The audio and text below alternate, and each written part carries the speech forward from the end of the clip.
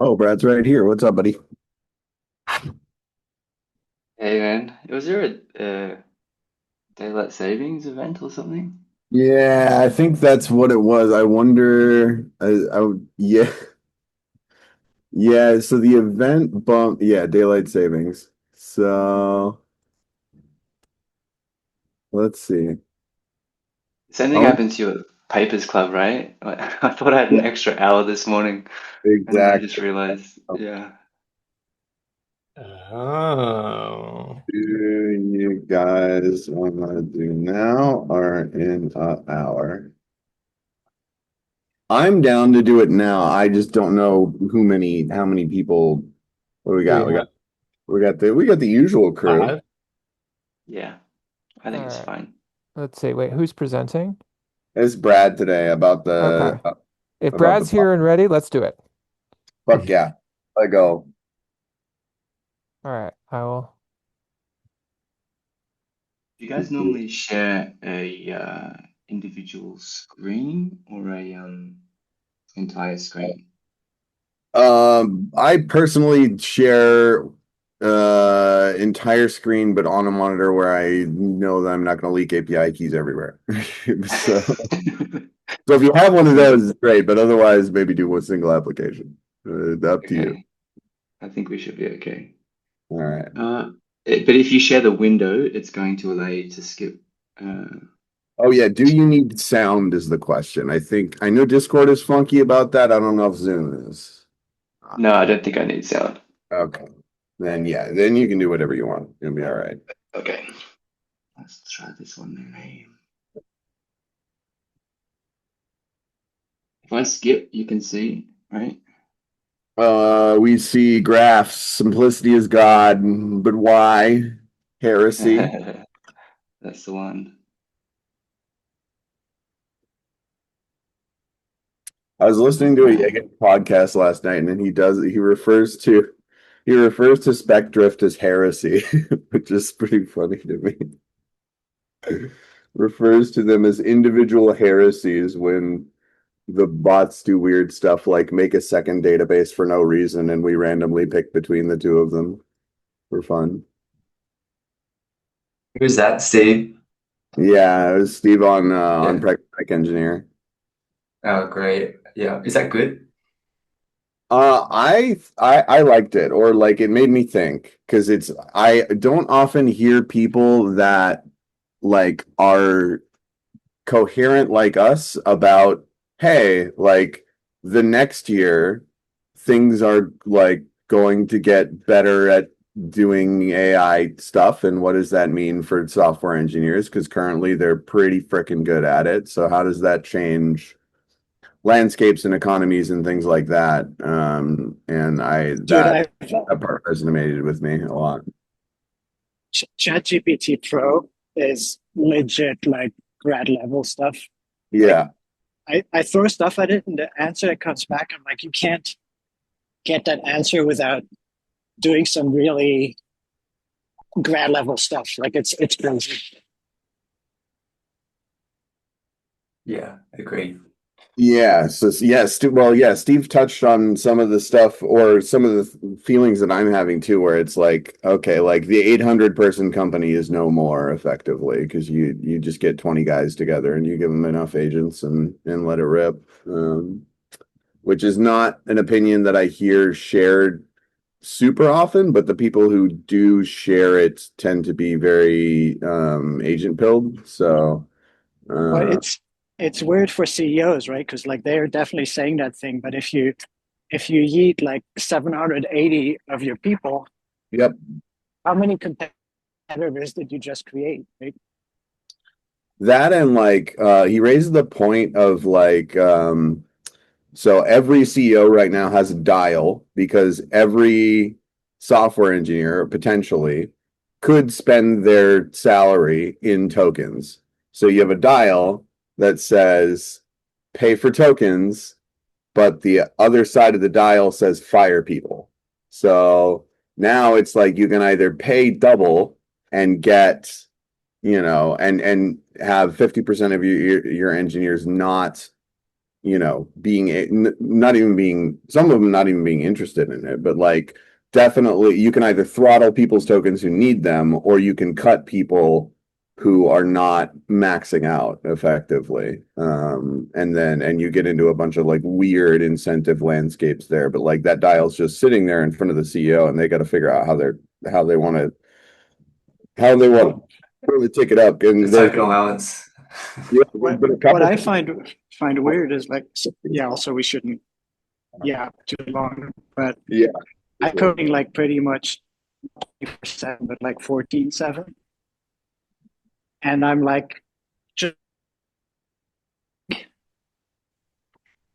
so solo is totally possible as well, right? For like $200, like however it's going to be unsubsidized, but. Well, yeah, I think solo is faster than group at the moment. I think group needs scaffolding and interfacing, and like the human to human thread costs way more time than the agent to human thread, or costs way more bandwidth. But agent to human threads, like if you're just wire heading with these things, like I burn out really, really fast. I don't know about you guys, but I and that's when I'm working for myself. If I was doing it for like some like soulless company that I didn't really like, then like I would be, it vampires your brain pretty hard. So yeah, anyway. Yeah, I find exactly the same thing, right? I'm probably not as experienced as some of you guys, but it's like this kind of parallel workflow feels a lot more draining. I mean, Yegi calls it the vampire effect, right? And I think the same thing. If I wasn't doing this for myself, God, that would be painful. Yeah, like it like physically, like, well, I don't know about this, but like genuinely, like, wow, I have a swath of productivity and I'm just dumping it all to these guys, and half of it doesn't need to get done, is like miserable experience to me.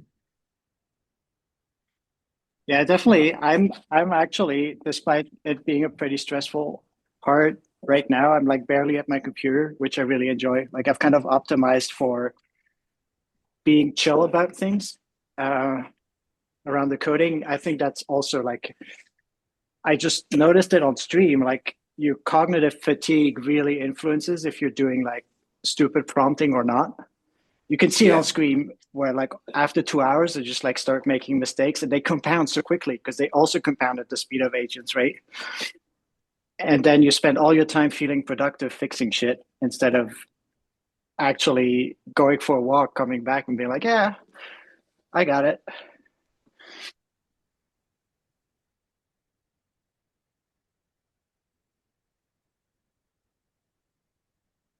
Yeah, shall I kick off?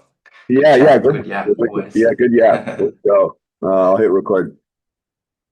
All right, We're good to go.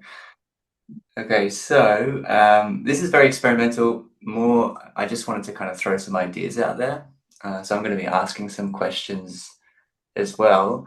I've been thinking a lot about this debate, I would say over the last 2 years, the kind of flat file versus graph religion.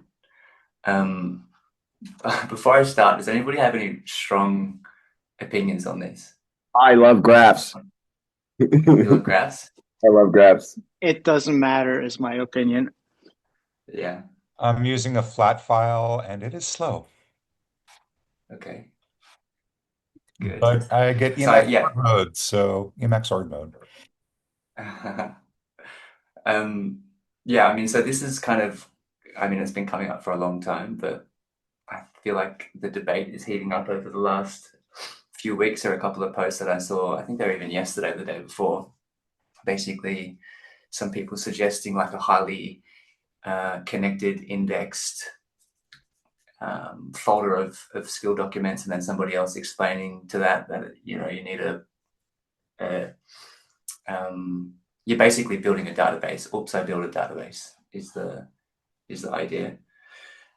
So I am interested in this because I've been like trying to tinker and build with some stuff in the personal knowledge management space, which I'll show. It's not what I'm actually going to demo today, but I posted about this a couple of weeks ago, sharing some ideas just about nudging people toward using a SQLite database. In most Reddit communities, people are all right, but in some subreddits, I got absolutely pitchforked, which is quite entertaining.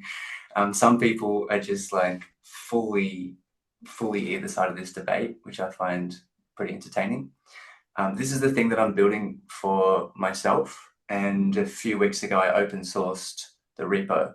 So all it is like basically a SQLite database with a few different ingestion pipelines that makes it really easy to, the Neo4j thing is interesting.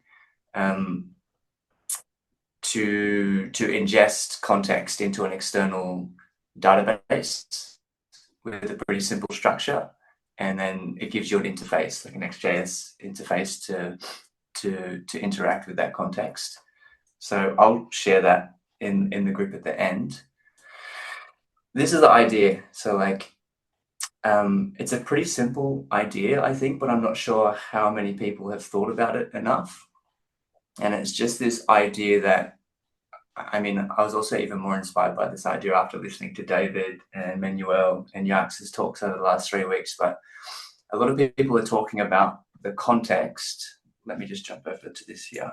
Can you guys see the graph? Yep. Sorry, not the graph, the diagram. Yeah. So I think a lot of people are focusing on how you structure the context when in reality, you just have a context window. And how you can fill the context window to solve X problem is probably the most important part. I'm really interested in this idea of externalizing context, which basically just means you're not relying on memory within any particular X service. You have some external context, whether that's documents or a database. And then I added this in, I guess, after listening to the last couple of talks, because I think this is how it looks eventually, right? Like, everybody's interfacing more and more through AI, whatever the surface is. And then that particular AI or service has a context window.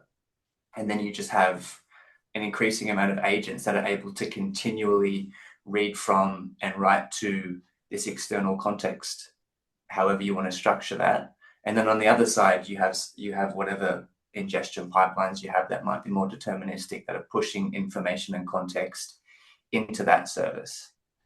But I think the idea here is you want to create some kind of structure around whatever external context service you're using.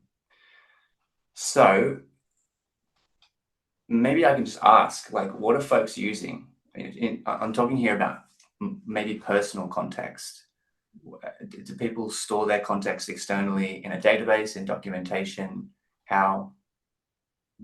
For me, I usually use Obsidian for personal context, and then I use Git submodules for repo context if I need it. Okay. Anybody else? I do it ad hoc, I guess, depending on the task. Yeah. Yeah, But I yeah, put mine in the chat. Obsidian and Git, I guess. Yeah. Chase? Yeah, I've got a Git repo which has a bunch of workflows.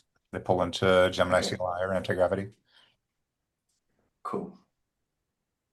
So I'm gonna try and make 6 statements here.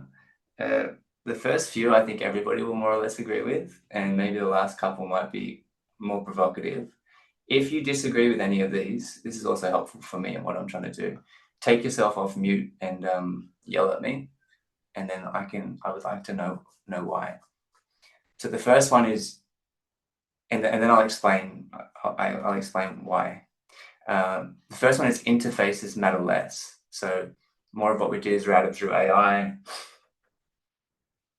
Manage my context, use SQLite. Yeah. So pixels become less important than the underlying context. I think everybody agrees with I'm this. going to disagree. I'm going to throw out a thing. Wow. Yeah, well, so I'm going to put it in 2 directions. I think interfaces for how you are directing what you want to happen are going to matter less, right? So we're moving from very like imperative, do this, then do this, then do this, to very declarative, I want this to happen. The AI agent figures it out with context and all of that. I think that interfaces for uh, showing and explaining what's going on are going to matter more because like stuff coming out of AIs right now is like impossible to parse, and it's so hard to understand what's coming back at you. And so I think if we break out like for entry, I agree with you, Yeah. but for perception of what has happened, I think that's a pretty unsolved problem in the AI world. I Right. Yeah, you agree. Interfaces evolve. I think it's both. Like I've been thinking about this a lot lately. I think as developers we've forgotten how cool computers can do interfaces anyway, because we live like basically our operating system these days is like Chrome tabs. But the possibility of just like saying something and YOLOing it out is great. And then on the other hand, having something that is always the same that you can quickly interact with and quickly understand is just as important. I will also chime in and say that I think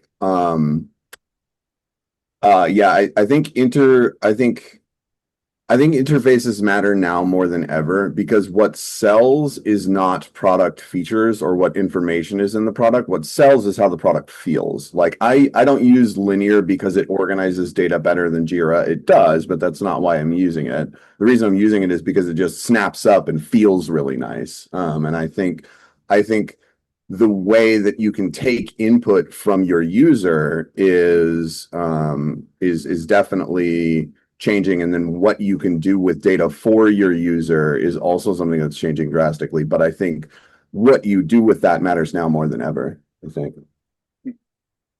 If you look at the 60s, like people were like drawing software on their screens, and like it never took off because there weren't personal computers back then, but like the ideas are wild and you're like, hey, why don't we draw software these days, right? Yeah, TL draw is really interesting in that regard. I think Yeah, I was gonna there's say almost that. a parallel to like thinking about the actual problem solve, right? Like I have long had a beef with Tesla cars because they put all their interface into a flat screen. And the last thing that I want to do when I am driving and paying attention to things on the road is hunt and peck for in a menu in a touch screen. Um, How an American of you to pay attention to the road. right? Well, so and like this gets epitomized by like somebody who was telling me about this related to like to get the wipers on in a non-standard, like you have to go hunt and peck through a couple layers of things. Like something just splashed on my screen. I don't want to be on my windshield. I need to be able to like one touch getting that off with a wiper. I think there's a parallel when it comes to chat and AI agents, right? Like we now have this ability to use text, to use voice, to use natural language to drive our interfaces. And that is a useful interface for a set of problems. But I think we are very much at risk of over applying it. And we do need to look at what is the user problem. There's going to be a lot of places where chat and text is not the right interface. All hard agree. I'm changing the slide to interfaces evolve over time right now. I agree with everything that was Beautiful. just said there. I Sorry, put guys. forth that that agent, as we think of it, quote unquote, is just interface. Agent is Right. just a thing with hands, and so the input to that can be whatever the user is doing. Ultimately, there's a user, then there's a glob of stuff that can match up with the user, and then there's data. Yeah. Hard agree. What about this one? Does everybody agree with this? The context window is the major bottleneck, as opposed to the agree on file that. versus database. But bottleneck for what? I mean, the main place to focus attention in terms of people probably spend too much time focusing on files versus database and not enough on what's actually being fed into the context. Yeah, that's why I said it doesn't matter, because the only thing that matters is the tokens in, tokens out. The context engineering will, so even if we get infinite context windows, still how you select and shape the right context is going to matter. Some people disagree with this. As long as we are in the transformer model quadratic attention paradigm, yes. We may not be in that forever. Well, there is nothing else than what you put into the context, right? Because otherwise you're just like looking at dev random. Like you have to say something, and of course what you say is going to matter, because otherwise why would you say it? I think that's always going to matter. And I think what I think people don't necessarily realize is like small models are going to be as important as ever. Like today we still program for 8052s in embedded, which are like 256 bytes of memory, because they're so fucking cheap, right? And there's always going to be a reason to program for a 1 billion parameter model, because it will like basically run on your, I don't know, on your fingertip, right? It's like those skills will not disappear.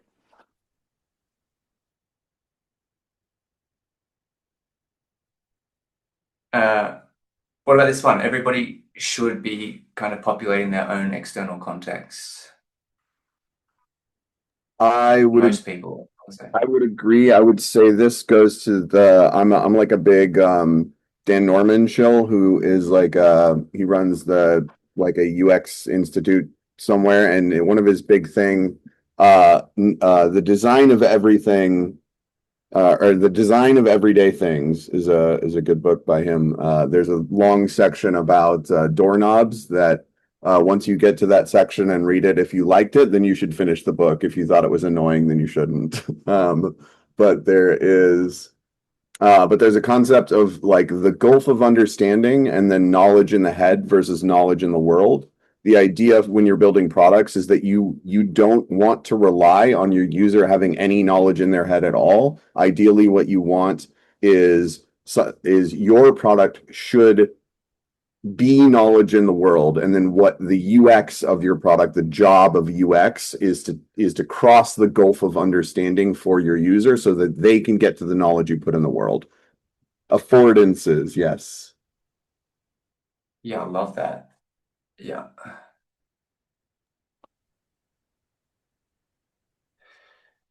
What about this one? Structure makes context usable.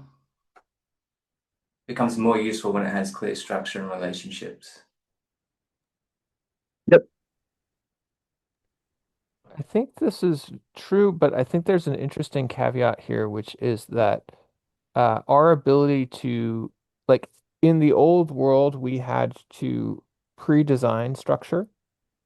And I think it is increasingly possible to have the LLM YOLO structure for whatever current purpose it is. So it may actually be more useful to start thinking about structures as temporary rather than and temporary and task specific rather than durable and domain specific, if that makes sense. Yeah, I think structure here, the way I look at it is like scaffolds, blobs, and glue, where it's like in the blobs, you want max search space. You want to leverage the AI where they can just chew data, and that's what they're doing.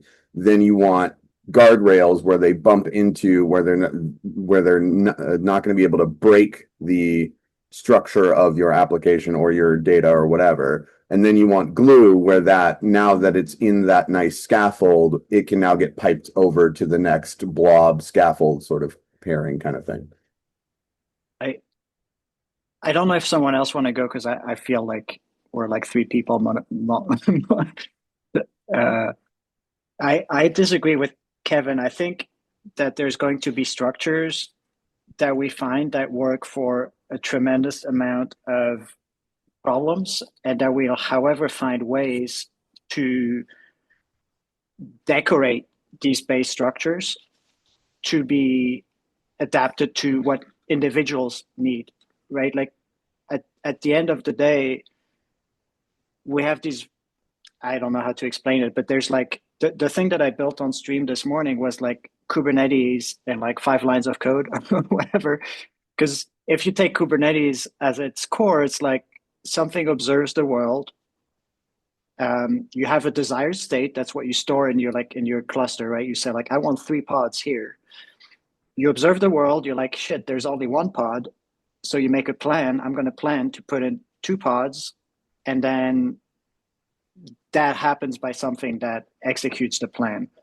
And if you break it down to the base structures, like I have a desired state, I have an observed state, I compute the difference, then I make a plan to fix that difference, and then I execute it. Like that's literally these 5 steps, right? And once you're able with the hard part that we had before is like to make that work in all these different contexts where that's true. If it is like the temperature in my room or like, the trucks on the road or whatever, the hard part was all the work to adapt it to the real world. And the core was simple. And now it's the opposite. It's like super easy to make a great UI. It's really hard to make it like have a central core that stays clean. And I think searching for these pure structures and finding where the boundary is to make it not too hard for the AI to decorate it is going to be like one of the core skills, I think, that stay. And at the end of the day, you're doing math, right? Like that's actually what mathematicians kind of do. I don't know where this is going though. Like I don't know what structures we'll invent. I know what you mean. I know that it's going to be interesting. It's also made harder by the fact that the models are improving as well. So I still agree that some underlying structure. That's why ChatGPT Pro freaks me out. It's like good at this stuff. It's like I put in some like YOLO, like I kind of want to do this. What's the fundamental behind it? And then it comes back. I'm like, oh shit! Like it sounds so obvious that I know it did a lot of work on it. Yeah. I might skip this one and come back to it later. So, I think that this is an interesting article that I keep coming back to a little bit. The Oops, You Wrote a Database, which is when I have all of these conversations with people in these subreddits. Whenever we get into the crux of the debate about Obsidian versus SQLite or whatever it is, they always end up explaining to me some kind of structure that is just sounds like a shitty database. So this is my position at the moment. I'm like 80% confident on this, that I think that SQLite is probably the best abstraction for most cases that people are debating about. Like, I think some people over-engineer things with complex graphs, or they'll take like an Obsidian and bolt on some kind of indexing structure that's not as necessary. I think at the end of the day, as long as you're externalizing context and feeding it back in and you have that flywheel happening, it's great. But this is where I'm at the moment. So just to throw my position out there. So this is what I built. I thought that this would be a Can I just I think I come from embedded, so I always think like bytes in, bytes out, like there's nothing else on the computer.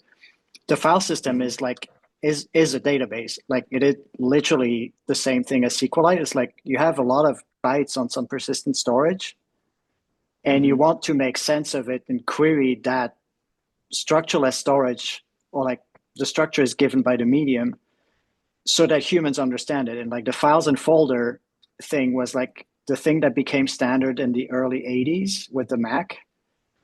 But before that, the world was wild. Like people were like objects and like, how do we store this? Like the file system metaphor that seems so ingrained to us that we don't even see it anymore.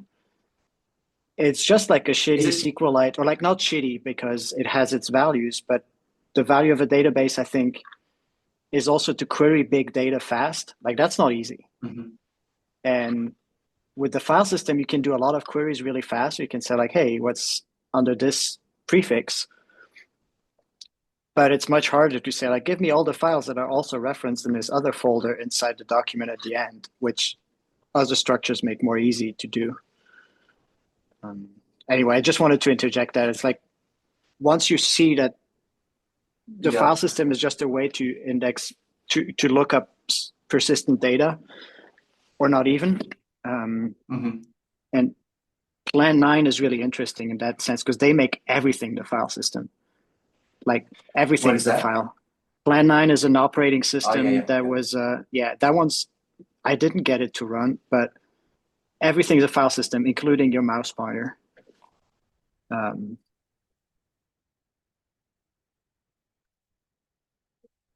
Anyway, sorry for the interjection. No, it's great. Please interject, because like everything that you share is either something I agree with or something that I need to research. So that's great. So this is my actual Builders Club. This is the experiment. I'm going to share the link for you guys here in the chat. Give me one sec. So because I'm already consuming so much of this content, I thought I would create, I'm calling it a wiki base as to not offend anybody, because it's a combination of documentation skills and the SQLite database. So I thought I'd create this as a cool experiment for us to kind of feed in as much content and context as possible to this external system, and then set up some bot in the middle, or bots in the middle, that can interact with that data. So yeah, let me just talk you through this. This is what I had planned to prepare in the hour between now and when the presentation started, but we'll see how it goes. So you can open it up. I can't see you guys now, so feel free to come off mute if you have any questions. Let me go back to the slides. So let me try to talk you through the high level of how this is designed to work. So just like I showed above with the context window and then externalized context, the idea here, let me start with the database actually. So the idea here is this is a simple relational SQLite database. The way that I've been experimenting with this, and please tell me if there's a better way to do this, but this is what I've found to be most useful.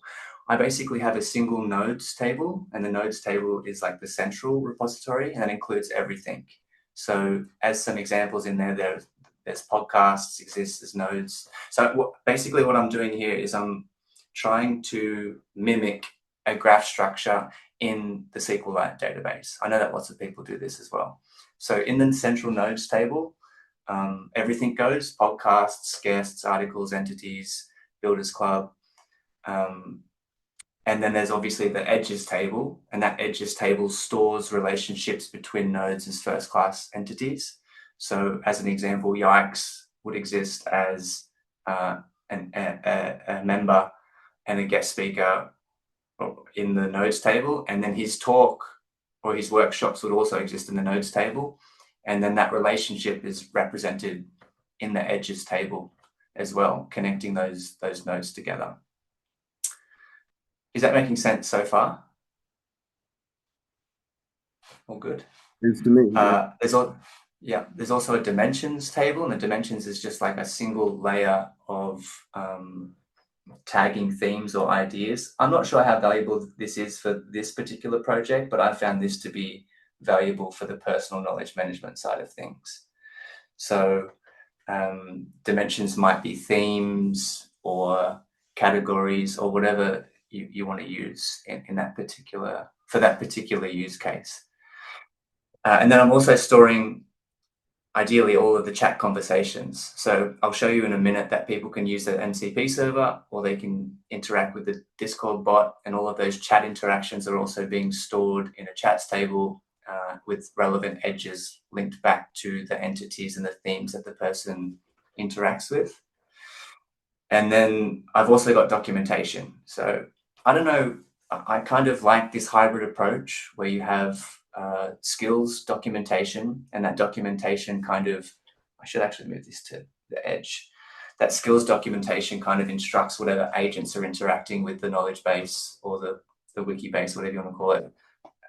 It gives instructions on how they can interact with the knowledge base in terms of pulling context from back into the context window and writing back to the knowledge graph as well. So let me go this way first, and on the other side, I set up like a cron. It runs every hour just to check to see if there's been any new content. I've obviously got to work out where the feeds are. And then every 30 minutes it updates, so it extracts the entities and makes those connections. So right now I've got, I think, the YouTube videos coming in and also articles coming in. And then I just have this enrichment step where it's chunking. I also didn't say there's also a chunks table where it splits up longer transcripts into chunks and embeds them. So this is the enrichment pipeline here. And basically all that's happening is this is a more deterministic way to feed stuff into the context corpus, where it is indexing, extracting entities and creating those edges automatically. And it's pretty good. Could be better. So this is the other side. So this is how people can interact with the context corpus. I've got two ways basically set up at the moment to test and to see if it works. One is just an MCP server, and anybody can set up the MCP server, and it gives them a bunch of tools, and the tools gives the agent that they're using, whether that's Claude Code or Open Code or whatever you're using,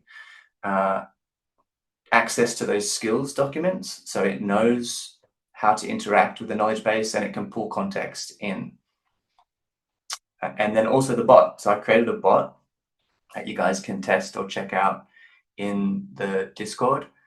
This is not meant to replace any of the work or the bots that are already in there. Ideally, we could link up all of the bots to this context corpus, but I just added in these / commands that we can try out for now. And this bot is just another interface or surface that would allow people in the Discord to interact with the context corpus. All right, does that kind of make sense thus far?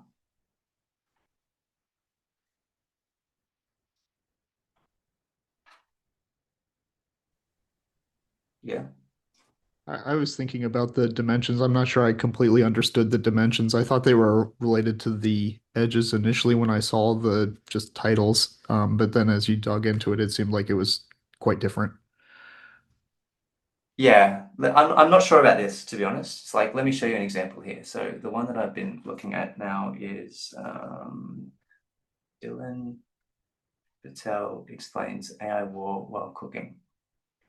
So right now I haven't cleaned up the dimensions. I should have, but basically think of this node here. This is a podcast, a YouTube video, and we can see here that it's got the transcript, and we could add notes. There's no notes there now. It's got a description. It's got edges. So like, I haven't decided how this would best be structured, but because Dylan talks a lot about, I don't know, NVIDIA, there would be an edge. NVIDIA would exist in the node table as its own node, right? And then there would be there's an edge connecting Dylan to NVIDIA because he talks about it all the time. There might be something else that you wouldn't want to store as an entity in the node table, like, I don't know, cooking podcast or something like that. So it's just one extra layer of segmentation that doesn't exist as a separate entity.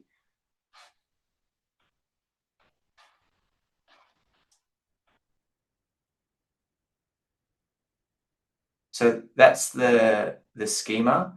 I just sort of jump through actually, you guys can also open up that database there and have a look through to check in any previous builders clubs and anything else that's in there.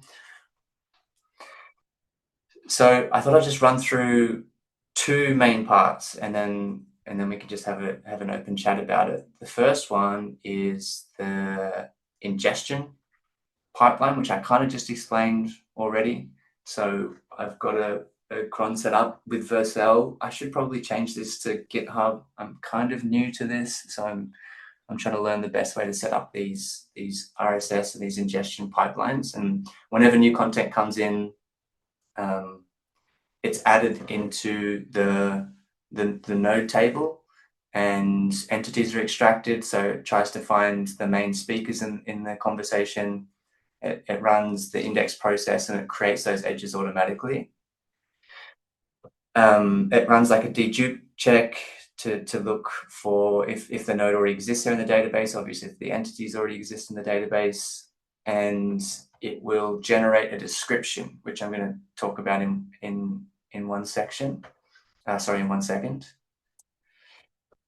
And this is the embedding part. So this is like, I've been playing around with this for quite a while now, like the best way to kind of embed and store nodes in a SQLite database. I think this applies to both what maybe a company might want to do with their context corpus and also what an individual might want to do with their context. So basically 2 jobs run when, and this is the part that I'm talking about where I'm trying to enforce some structure here. I can't get my pen. I'm trying to enforce some structure here whenever stuff goes into that context corpus. So the first job that runs is an embedding, and the embedding happens both in the nodes table, and then if it's, and it also gets put into a chunk and embedding table. So obviously somebody might want to come into the Discord and be like, what was the paper that Yax was talking about when he did his presentation last week? And if it's something specific, then the whole transcript needs to be stored in the database, right? So that goes into the chunks table, that gets chunked and embedded, puts into the chunks table, and then you can run a vector search over the chunks. But for most things, we might not need to be able to pull specific information like that. So it would just exist in the node table, and that's also embedded, but it's just the concatenated title and description. And then this is the chunking and embedding step that I was talking about. So for longer things, transcripts, long articles, everything gets chunked and embedded in the chunks table.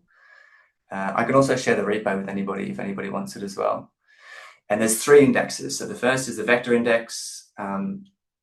I've got the database stored in Terso. I don't know if people have used that. It's like a cloud database storage. I've only put it there because obviously I want people to be able to interact with it. Otherwise, I do this for myself locally on my device, it's easier. So there's the vector index, the semantic search.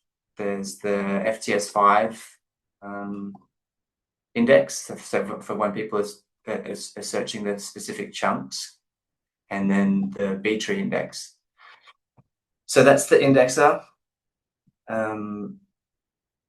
And this for me is the most interesting part. I'd be interested to hear other people's thoughts on this. Sometimes I'm ashamed at how I speak to LLMs, but I think the linchpin in all of this is whenever you're putting something into the database, it needs to have an extremely explicit description of what the thing is. And without this, the whole thing kind of falls apart. And so I always find myself, like I have GPT-4.1 mini creating the descriptions for the stuff as it goes in, and I really have to pay attention to this step.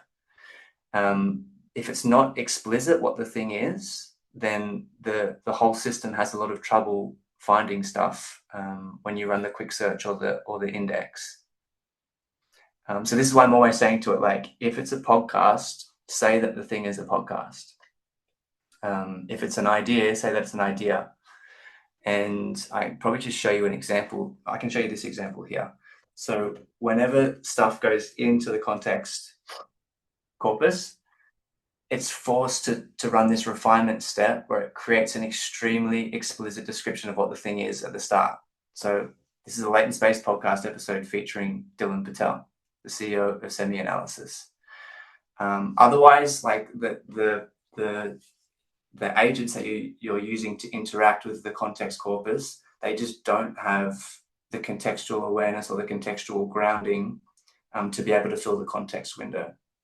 So yeah, that's a simple step, but something I find that's often missing when most people try to build these things out. I just yapped there for a long time. So does anybody have any questions or concerns or suggestions? I think there was a question earlier. If you're building a graph structure in SQLite, why not use a dedicated graph database? I just haven't found a need for it. So like for most of the stuff that I did, I tried, like I set up Neo4j, I experimented with Cypher, I did a lot of traversal stuff, and it just wasn't necessary when I tested it against using a SQLite database with this setup. And then I just prefer to have the inherent structure in a SQLite database. I can see how graph and traversal would become more valuable at a certain scale, but that's why I'm just saying, like, I haven't, even a couple of businesses that I've helped with this, I haven't seen the need for even them to use graph or have that extra traversal. But like, I don't know, if the person with the question wants to come off mute and share something else, I'm also open to hearing it. I mean, is anybody else using graph in a different way? I use a database called Helix that happens to do graph as well. But I don't, I mostly leverage it for traversal for like task decomposition and stuff. So Can you say more about that for task decomposition? yeah, or so with regards to my workflow, I do a lot of task decomposition, so I use things like beads. And Beads uses SQLite with Dolt, which works because they fork the DB per agent. Helix, I just have like a big graph instead, like a that's doing relational stuff, and then I have a.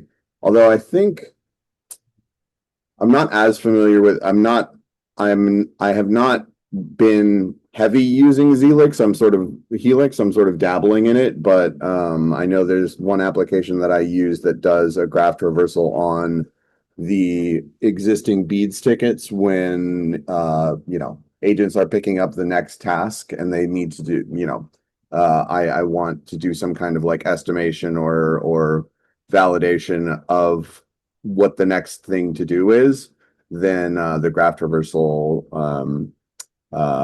can help measure distance between things that need to get done, kind of thing. And help measure distance between things that need to get done. So this means like if you're spawning a new agent to pick up a new ticket or a new PRD, it's going to traverse through the. Yeah. Essentially, there's a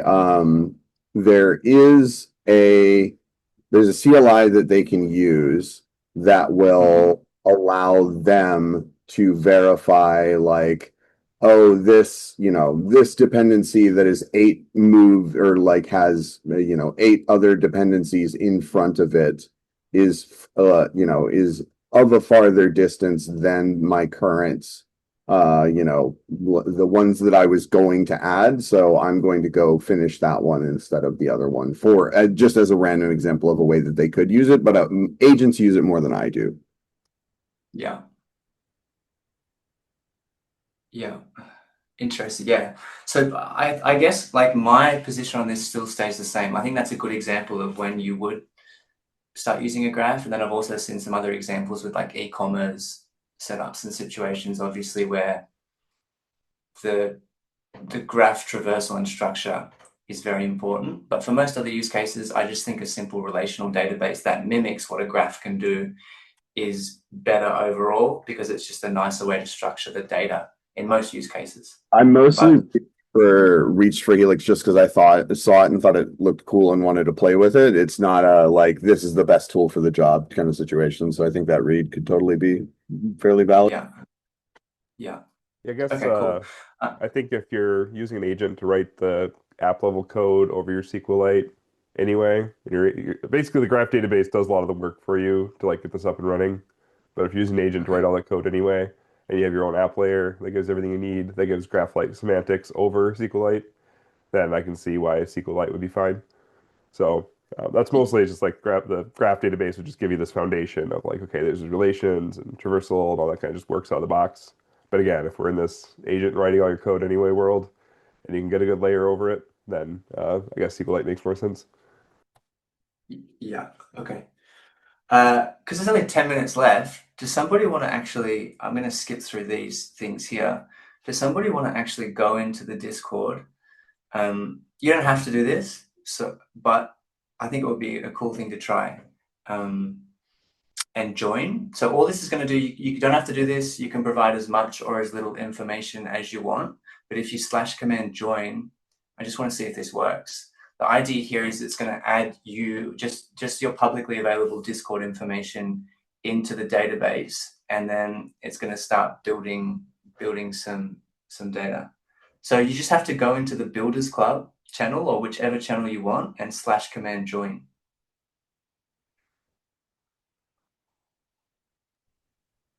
Apologies if I missed this. Is this part of the Latent Space Discord, or this is a separate Discord, right? This is Latent Space Discord. Is it showing up for folks in there? Let me okay. See. Ours. Got it. Okay.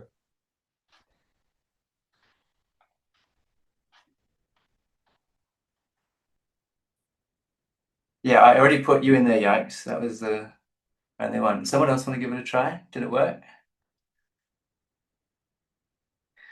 All right, let's see here if that worked. I'm going to come down here to... All right, we have 7 members.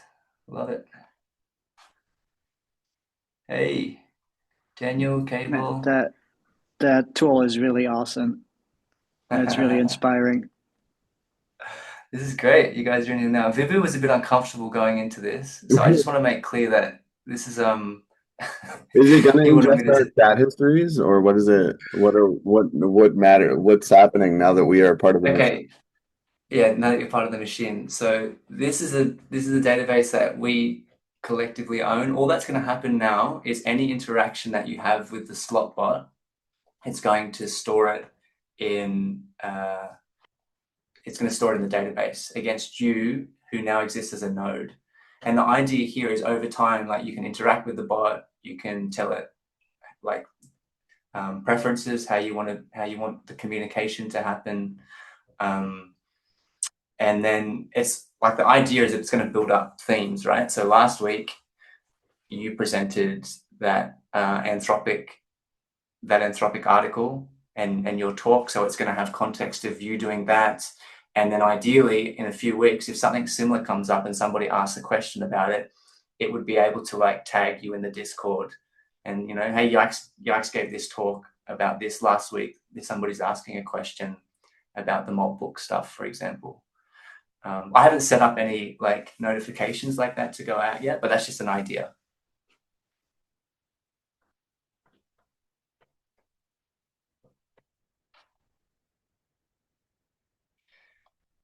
And so I set up, like, whoever set up the builders bot, what's that bot called again? AI in Action Builders Club. Are you writing those events to a database? Yeah, those go to Mongo right now. Okay. Yeah, maybe I can message you guys to try and consolidate some stuff. Well, actually, there's probably no point in the Builders Club. I set the same thing up for Paper Club, so people can schedule a Paper Club if they want to talk through that way, and then edit the event. If anybody has any suggestions on what we think the bot could do with this external context corpus, or how it could help make things better, please let me know as well. Here's a user story if you want one. I just attached the HTML file from my presentation to a message, and it wasn't able to read it, so it probably can't pick up Discord attachments. And then I asked it to find my specific notebook LM link that I dropped in the Discord, so maybe it should have Discord search capabilities. Okay, where is this one? Stop, I love you. You got to follow up Manuel's "I hate you," you know? Oh, no. Manuel. We have to is it in this one? Yeah, I didn't say I hate you. I said I hate AI. Yeah, we got to balance the basilisk, you know? Balance the basilisk. Yeah. I tried to also just like build like I'd like to use this as like a kind of project as well. a portfolio project. So I'm trying to do some evals and also add in what tools are being used. So I'll just monitor whatever is happening here, like this, for example. There's maybe an upstream limitation, but I was noticing like looking at the YouTube talks or whatever, it has a transcript but zero attribution in that.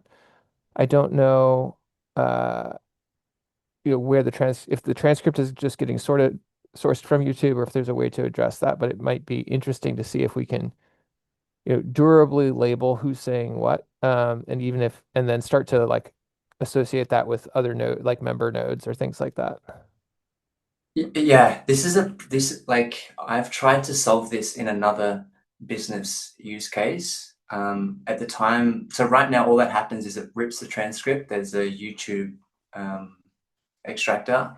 It's TypeScript one, and it will just take the transcript from YouTube and then chunk and embed it, and it's not doing the diarization and pulling speaker names. That can be done. It's been more trouble than it was worth for me at the moment, but for something like Builders Club, it would be really helpful, right? So I'll look into that. You could also open source this to us, and then it doesn't have to be you doing it.